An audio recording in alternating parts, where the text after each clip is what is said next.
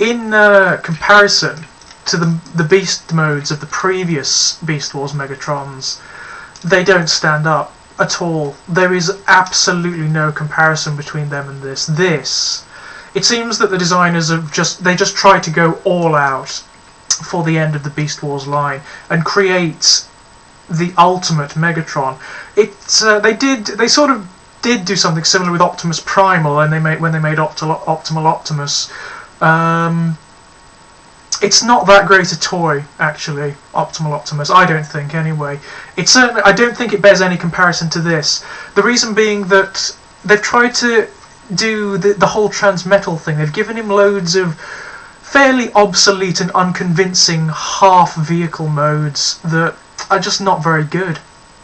There's nothing terribly coherent about them, and you can see all of these hideous parts, beast parts, robot parts all over it, which is horrible. Now, one of the major complaints I have about this, and it is a fairly big one, is that this also has one of those really half-arsed modes, and of all of the half-arsed Beast Wars Transmetal modes, this, guys, is the worst, without a shadow of a doubt. It's not a mode at all. Even some of the weaker Transmetals look more convincing than this thing. It's supposed to be a dragster or something. I'm not even going to do it. I'm definitely not going to do it because it's a waste. It just looks like the dragon form on its belly.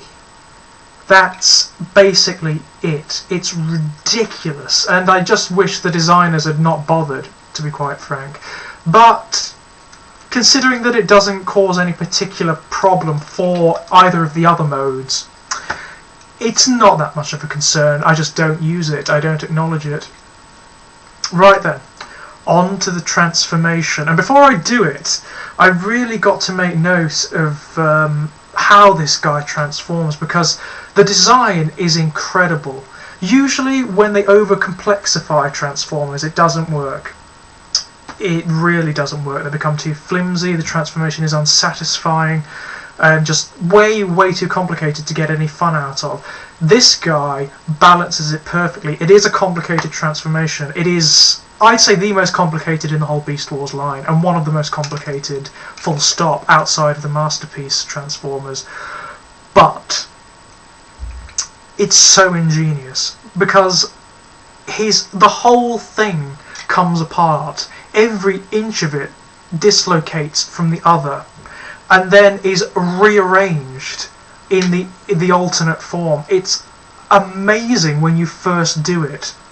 And it's one of those transformations that is genuinely challenging. It's genuinely fun to try and figure out how it works without the instructions. So, yes, a transformer that's fun to transform. That's nice.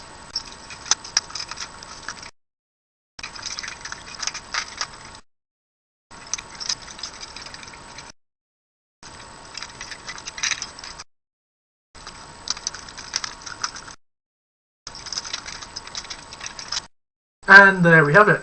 Transmetal 2 Megatron in his robot mode. Not quite as impressive as his dragon mode, but then again I ask you, what is? I love some of the design features of this robot, I really do. I like the way that this part here, specifically the dragon's arse, becomes another helmet for the robot. And also, what I think is one of the coolest design features ever, well, you know, I would, wouldn't I? Is the fact that the dragon mode tail becomes a ponytail for Megatron, which is very cool indeed. It looks particularly good when viewed from the side. He has a very sort of I don't know, a sort of barbaric look in this mode, which obviously suits the character really rather well. It's almost like a samurai warrior or something with the helmet. Very nice indeed. One of the problems I did have with this when I first got it was that the face, the head beneath the helmet, was completely black. There's hardly any detail picked out on it at all. There's lots of sculpted detail, but there's nothing picked out. So I've painted mine to just so you can bring it out a little bit. I've also painted around the rim of this helmet here, just to contrast the colours a little more. But he's got that. I don't know why all of the Beast Wars Megatrons have that stupid constipated grrr thing going on. I wish they wouldn't do that. But all in all, he looks fabulous. He retains all of the sculpted detail from the Dragon mode, of course. He also has this curious crystal thing in his chest. Now that apparently is part of a redundant gimmick that he was going to have, or both him and Tigerhawk were going to have it. If you look very, very closely inside that, there is a seat, like a little cockpit for a pilot, harking back to the Generation 1 Diaclone days, funnily enough. And apparently there were going to be pilots for these guys at one point, but for some reason the gimmick was just abandoned, and they kept it in the mould, so still there. Very, very odd. There's a reasonable amount of kibble in this mode, as there always is for Beast Wars Transformers, but most of it feeds into the overall aesthetic. It just makes him look really, really good, so I really don't care about that. You've got the Dragon Mode belly becoming this arm shield, which is really rather nice. And his hand in this mode, his one hand unfortunately, I'll get to that in a moment, is sculpted in a sort of come here so I can beat on you fashion. There are one or two issues in this mode. The biggest one is this. I hate the fact that he harks back to the original Beast Wars Megatron in that one of his arms is the Beast Mode head. Very, very frustrating. Why on earth they couldn't have just made that flip aside and have an arm that pops out, or have an arm that pops out of here, I really don't know. Just a little fold-out fist would have been fine. But no, he's got an arm for a head, which is a bit frustrating. But all in all, I'm very, very willing to forgive that, considering just how brilliant the overall aesthetic of this robot is. He looks wonderful, particularly when he's posed next to his counterpart, Tigerhawk. Yeah, his maximal counterpart, interestingly, isn't a Transmetal 2 version of Optimus Primal. It's another maximal called Tigerhawk, who is a fusion of Air Razor and Tigatron. And cleverly, whereas this guy looks very demonic, Tigerhawk is angelic. I think this is the superior of the two toys. Tigerhawk looks wonderful, but he has so many crippling design issues.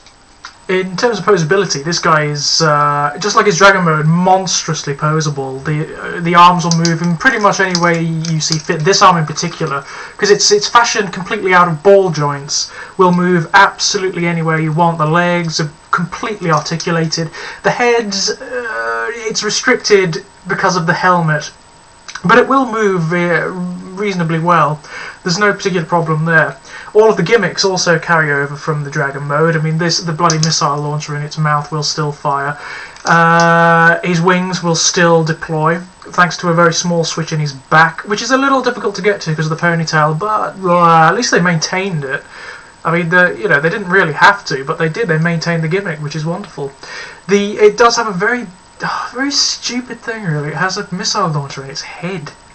I really don't get that. I don't understand why that's there. One gets the impression that was probably made for the crappy Dragster mode, which means that it's completely redundant. Bit annoying, but very, very minor. Small issue, couldn't care less, really.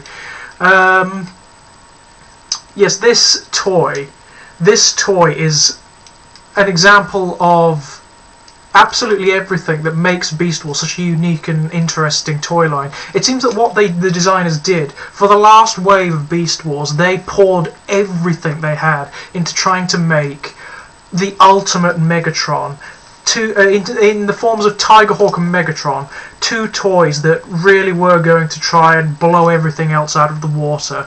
Because these things, the design, everything about them, the design, aesthetic, the gimmicks, absolutely everything is interesting if not successful, and they're laudable for the ambition alone. I think it doesn't succeed on all levels, but with so many hits, with as many hits as this guy has, it doesn't matter. Those elements in which he fails are negligible, completely negligible. It's not like some of the Generation 1 toys or some of the toys from more recent lines where the problems are utterly crippling, whereby they don't function as toys anymore. This thing is well worth picking up. He's not too difficult to find on eBay these days and on second-hand toy stores. You can actually still get quite a few of them new, fully boxed. And there's also a repaint of him floating around as well called Cryotech, who is a blue version, and he's supposed to be this Megatron's mentor, apparently, so he's well worth picking up. I prefer Cryotech to this one, actually. In terms of the colour scheme, it just looks so wonderful. But yes, Transmetal 2 Megatron, well worth picking up, especially if you like the Beast Wars toys, if you like Predacons. This is a must-have, because it's the epitome of them. It's absolutely wonderful.